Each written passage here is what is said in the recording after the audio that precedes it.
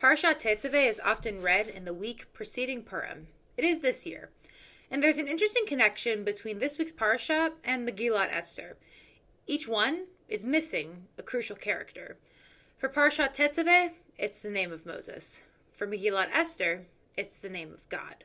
And that's not to say either are missing in the story, but rather their names just don't appear.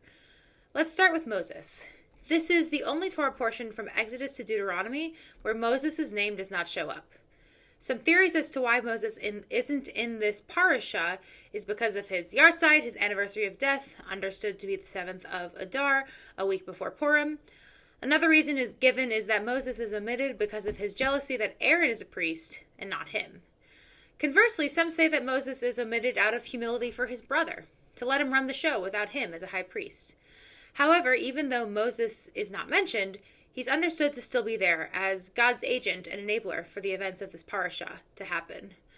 The opening verse infers this, as it is different than the average verse, which might start, God spoke to Moses, saying. The first verse says, "And you yourself shall command the children of Israel."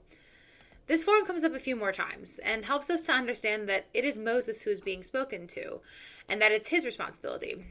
However, Moses in this moment practices something called tzimtzum, making himself smaller in a space so others can lead. So too does God do this practice in the book of Esther, retreating from the narrative so that Esther and Mordechai can shine. The book of Esther is understood to reveal the presence of God through Mordechai and Esther, even showing up in the word for the scroll itself. The root is the same as to reveal. God's presence is revealed through the triumph of good over evil, even in the flawed actions of human beings. God's present in the world of the Megillah, just as Moses is present in the world of Parashat Tetzaveh.